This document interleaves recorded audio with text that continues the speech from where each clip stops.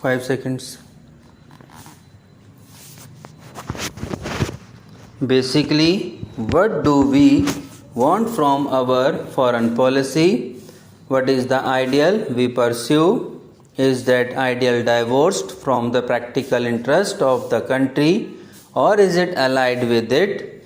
As it happens, our ideal and practical interests are the same. No government can afford, however idealistic it may be, to leave or neglect the practical interest of the country. We have believed that freedom is indivisible, that peace is indivisible, that economic prosperity is indivisible.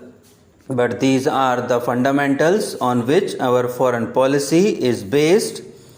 We have stood for the freedom of all countries.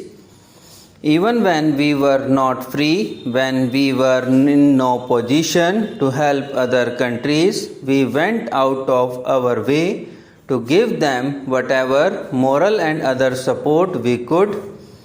And I know that moral support was welcomed and it did help these countries. Today we have the same stand. We know that joining together with the Afro-Asian group is not going to immediately strengthen any of the countries who belong to that group. But we know that there is in no other way of strengthening them either. We share the common problems, common difficulties, common threats, having stability within our country, and by having economic progress, we think we can have stability and progress only if we take a particular economic path, the path of socialism, through which we give social justice to our people. It is the same social justice in the international sphere for which we stand.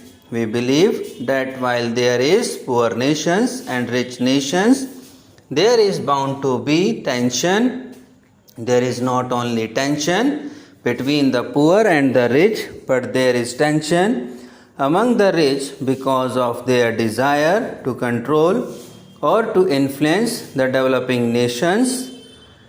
This is how in the past most wars took place, and this is the reason for much of the tension today.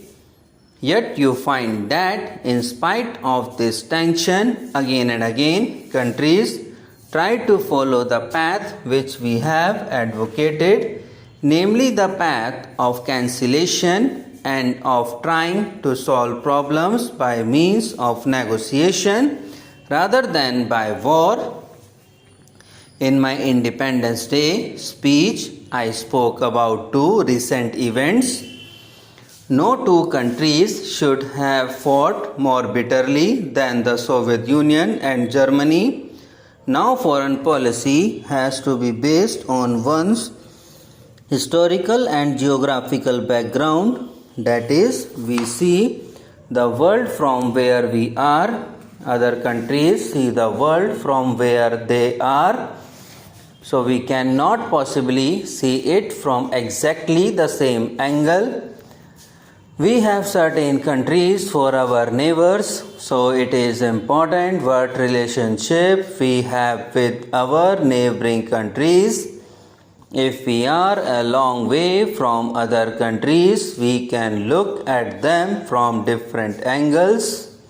We also find that in the making of the foreign policy of any country, and perhaps especially of India, there are certain intangible elements which are just as important or decisive in forming our point of view. It perhaps is easier to pursue foreign policy and fashion our relations with other countries if one is a rich and a powerful nation. Now India is not a rich or a powerful nation, and we have to keep that in view. It is no use going as we are, but we have made up for our lack of riches and power with some other quality. Earlier, because we were in the forefront of the freedom struggle that gave us a certain influence. Also, because we had leaders of stature who were able to give inspiration to other countries who were in similar positions as we were. Today, that situation has changed. All these countries have been free for a number of years. They are all trying to stand on their own feet, and none of them would like to be guided by any other country. They would like to really have friends, but they would not like to feel that any one country is superior to them. We ourselves perhaps would not like that position. So we can understand that other countries, and especially countries which are smaller, do not like the position, and we should be very careful that at no time we give an impression that we are wanting to take a leading position. That would immediately mean that we are trying to push them towards a somewhat backward position. Sir, so when we find ourselves in the situation which we're in, that is in an extremely difficult economic and political situation where you do not have power, then either you have to stand firm on your convictions and try to strengthen yourself, or you strengthen yourself through alliances.